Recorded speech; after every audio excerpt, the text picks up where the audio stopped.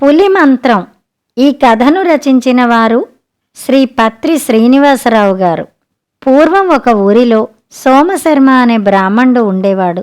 అతనికి మనిషిని పులిగా మార్చే మంత్రం నేర్చుకోవాలని కుతూహలంగా ఉండేది. అయితే నేర్పేవాళ్లు ఎక్కడా కనిపించలేదు. ఒక రోజున అదృష్టం పండి పక్క ఊరి మఠంలోని ఒక సన్యాసి వచ్చి మకాం చేశాడని, అతడు గొప్ప మంత్రవేత్త అని తెలిసింది సోమశర్మకు. అతను భార్య మఠానికి పోయి సన్యాసిని భిక్షకు పిలిచి అనేక విధాల గౌరవించారు. భోజనం అయిన తర్వాత సన్యాసి భుక్తాయాసం తీర్చుకుంటూ సంతోషంగా కూర్చున్న సమయాన సోమశర్మ ఆయన్ను ఆశ్రయించి ఆ మాట ఈ మాట చెబుతూ తన కోరిక తెలిపాడు. పులి మంత్రం ప్రమాదకరం, అందుకనే మేము దానిని లోకానికి వెల్లడించము అన్నాడు సన్యాసి. శర్మ ఆ సన్యాసిని వదల్లేదు. సన్యాసికి కాదనడానికి మనస్కరించలేదు. చివరకు సన్యాసి ఇలా అన్నాడు: ఓయి శర్మ, సరే, నీకు పులి మంత్రం నేర్పుతాను. అయితే అది కేవలము వినోదం కోసమే పనికి వస్తుంది. ఎవరినైనా సరే వారు కోరితే గాని నీవు పులిగా మార్చలేవు అని చెప్పాడు.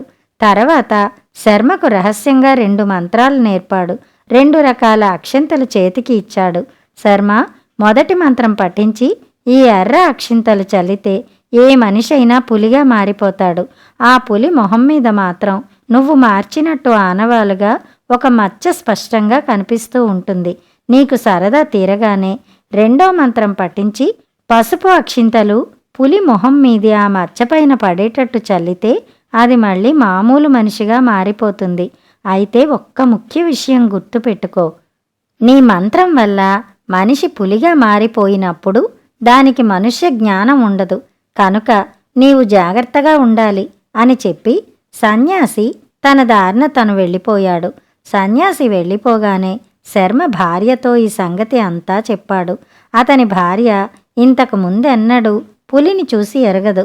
అందుచేత పులిని చూపించమని కూర్చుంది. అదీ కాక శర్మకు కూడా మంత్రం పనిచేస్తుందో లేదో చూడాలని ఆత్రంగా ఉంది. అప్పుడు అతని భార్యతో, చూడు, పులిగా మారుస్తానంటే ఏ మనిషి ఒప్పుకోడు. వాళ్ళ ఇష్టం లేందే నేను వాళ్ళను మార్చలేను. అందుకని నీకు ఆ మంత్రాలు నేర్పుతాను. నన్ను పులిగా మార్చు. నువ్వు చూడడం పూర్తి అయి నీ సరదా తీరగానే మళ్ళీ నన్ను మనిషిగా మార్చేదువుగాని అంటూ భార్యకు మంత్రాలు 2 నేర్పి ప్రయోగించే విధానం చెప్పి అక్షింతలు చేతికిచ్చాడు. తీరా పులిగా మారిన తర్వాత తను భార్యకు ఎలాంటి హాని కలిగిస్తానోనని ఆలోచించి ఆమెను ఒక అటకపైకి ఎక్కించాడు. తర్వాత గది తలుపులన్నీ మూసివేసి తను అటక కిందకు వచ్చి తయారుగా కూర్చున్నాడు. అతని భార్య కుతూహలం కొద్దీ మంత్రం పఠించి అక్షింతలు చల్లి భర్తను పులిగా మార్చింది. శర్మ పులిగా మారటంతోనే భయంకరంగా గర్జిస్తూ బయటికి పోయే మార్గం లేక గది తలుపులు బద్దలు కొట్టనారంభించాడు. పులిగా మారిన శర్మను చూసి వాని భార్య హడలిపోయింది. ఆ భయంలో ఆమె రెండో మంత్రం కాస్త మరిచి చక్కా పోయింది. తన చేతిలో అక్షింతలు 2-3 సార్లు పులి మొహాన చల్లింది. కానీ ఏమీ లాభం లేకపోయింది. కొంతసేపటికి ఎలా అయితేనే పులి తలుపులు బద్దలగొట్టి ఊరి పక్కన అడవిలోకి పారిపోయింది.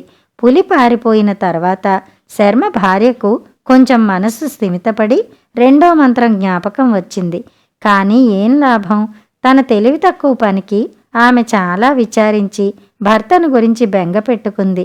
2 నెలలకు ఆమె తమ్ముడు అక్కడికి వచ్చాడు. వాణ్ణి వెంటబెట్టుకుని ఆమె ధైర్యం చేసి తన భర్త కోసం అడవిలో వెతకసాగింది. ఇలా ఉండగా ఆ రాజ్యంలో కొత్తగా ఒక మచ్చపులి వచ్చి పల్లెల మీద పడుతున్నదని రాజుగారితో ప్రజ వచ్చి మొరపెట్టుకున్నారు. అప్పుడు రాజుగారు వాళ్లకు మీకు వచ్చిన భయం లేదని చెప్పి పులిని చంపటానికని పరివారంతో సహా అడవికి బయలుదేరాడు. ఎంత వెతికినా ఆ మచ్చపులి కనపడకపోవడంతో విసిగి వేసారి రాజుగారు ఒక చెట్టు నీడలో విశ్రాంతి తీసుకోబోయారు.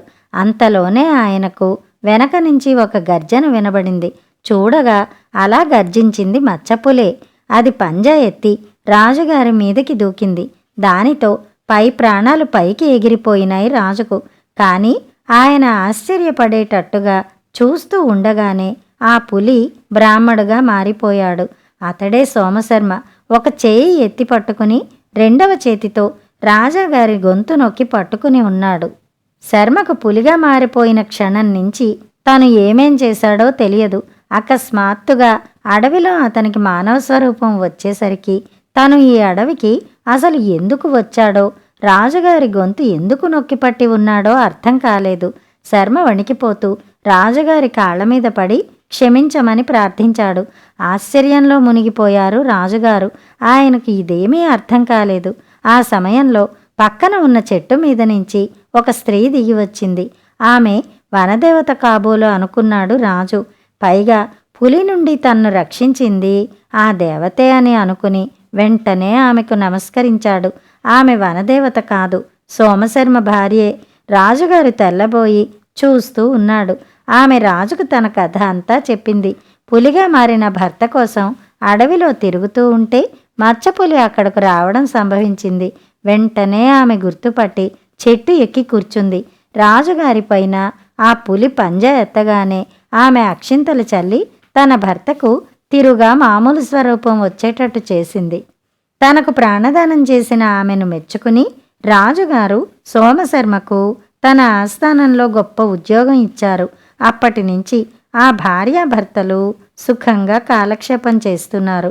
వాళ్ళ ఇద్దరికీ పులిమంత్రం సరదా తీరడమే కాకుండా నాటి నుంచి వాళ్ళ వంశానికి మచ్చపులి వంశం అని సార్థకమైన పేరు వాడుకలోకి వచ్చింది. కొంతకాలానికల్లా సోమశర్మకు మంత్రం నేర్పిన సన్యాసి మళ్లీ రావటం తటస్థించింది. శర్మ సంగతి విని అతడు సంతోషించాడు. కథ సమాప్తం. కథ కంచికి, మనం ఇంటికి.